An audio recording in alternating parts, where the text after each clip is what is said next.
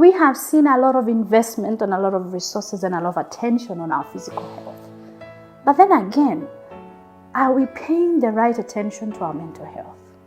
Avoid watching too much TV and internet to do with violence, death, and even things to do with the corona. You know, some people when they switch on, they're just looking at the statistics on people dying.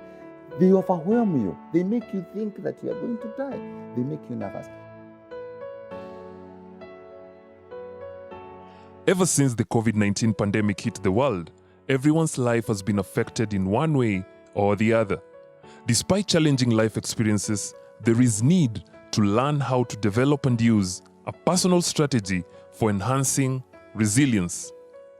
I lost my job on April. So nilikuanga tu nashona vitu zangu, najishoneanga tu vitu, nashonea tu watoto tu vitu twa kukinga tu baridi. Then one day I posted on FB. Someone asked me, "Are you selling this?" I had to say yes. Yes, I'm selling. At how much? So nikamwambia twende inbox. So by the time tunaenda inbox, I was calculating hiyo ya nimetumia hivyo vitu kama hizo. And that's how I started. I got my first customer, nikamshonea, nikaona si nimepata pesa ya maziwa ya 1 week, why not? Then nikaendelea. In fact, that month I made almost a half of my salary I was making. Then nikaona this thing can pay my bills. It's good to be innovative. It's good to ask yourself, what can you do? But don't lose hope. And the other thing is, let people know the truth. The situation is bad for everyone, including companies that have been cutting people's salaries by that even 50%. Turning stressful circumstances into opportunity is the key to resiliency for not only surviving, but also thriving under stress. Nashona, na pia I'm training to bake. So if I'm not crocheting, niko jikoni na bake. I love cooking pia. So usikai bure, lazima kuna ile gift uko nayo, ile Mungu tu alikubless, lazima. Hata kama utakuwa una entertain watu na good words, go for it, you know? Ujuangi. When someone sits at home too much and is not doing anything as such and not relieving themselves or relinquishing their emotions, it can pile up and it can turn into pain. It can turn into anger. It can turn into frustration, into disappointment, into depression.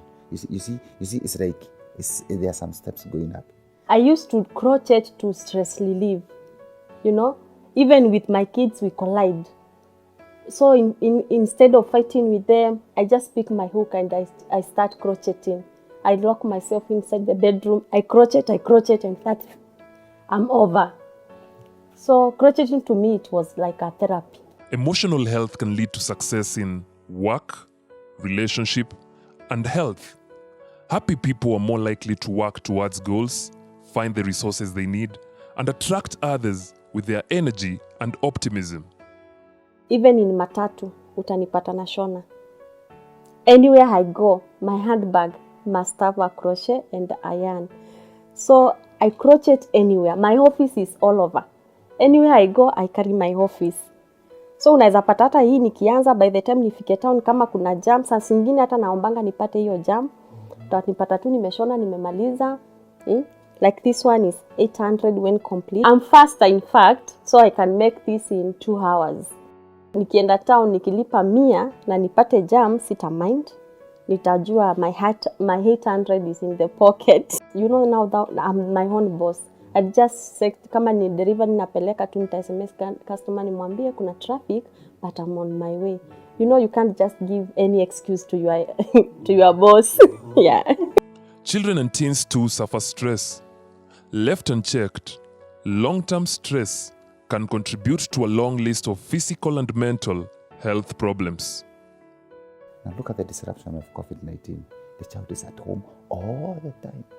They don't know why they are at home, with due respect. Children are, unlike adults, may not conceptualize clearly why they are at home. They may not also understand when will I go back to school. They may not understand what is this situation and how long it takes. Because you see, most of the parents tell the child, you go to school tomorrow. But of course, to the parent, tomorrow is January. To the child, tomorrow is actually tomorrow. So you see, these two have a problem of distance. So the child can become overwhelmed. Now that's when now you bring words like anxiety. And anxiety now comes, of course, with nervousness. You see, the child is a bit nervous. Then anxiety. And anxiety can turn into an anxiety disorder, where the child now is overwhelmed by their own anxiety. Nina watoto wawili, mi ni mama, 12 years and 7 years. So mmoja ni pre-teenage. Nimenotice siku hizi amegrow in a way, akona feelings. Like I can't shout to him.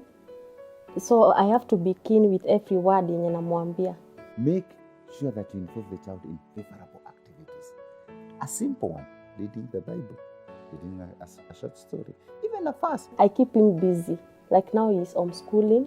So I make sure he has something, he's busy doing something in the house. I also divide, we have a timetable. Kama haoshi vyombo, anafagia nyumba. Then they have that strict time for mchezo. Children thrive when they have routines.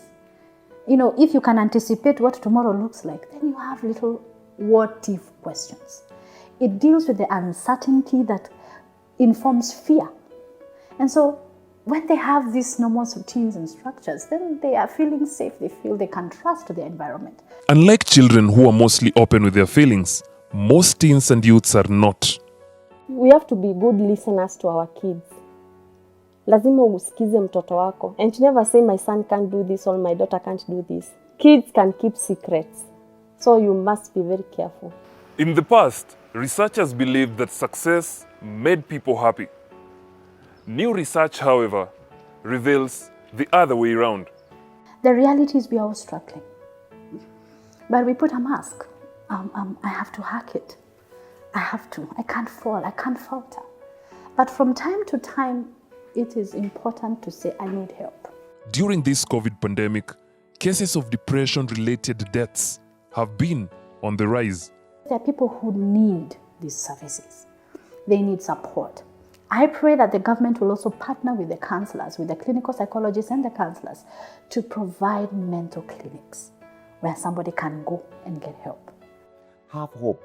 And if you have a problem, try to look for someone to talk to. People expect me to say a psychologist first. No, a neighbor, a friend, a colleague next to you, a pastor of religion, someone you can call. Check on the internet for helplines. If you cannot get any of those, please talk to a counseling psychologist. Call someone who can assist you. But whatever you do not think of taking away your life, and certainly not the life of someone else. Life belongs to God. It doesn't belong to us. On Facebook, you can find me on my page, Knit and Crochet by Jennifer. Instagram, you can follow me, crochet by _Jennifer. On YouTube, you search Jennifer Mwende, you just see me there. I want to have my own happiness. You know, you can't find happiness in people. You first have to find happiness within yourself. With happiness comes success. My name is Nico Monde, and this is The Course.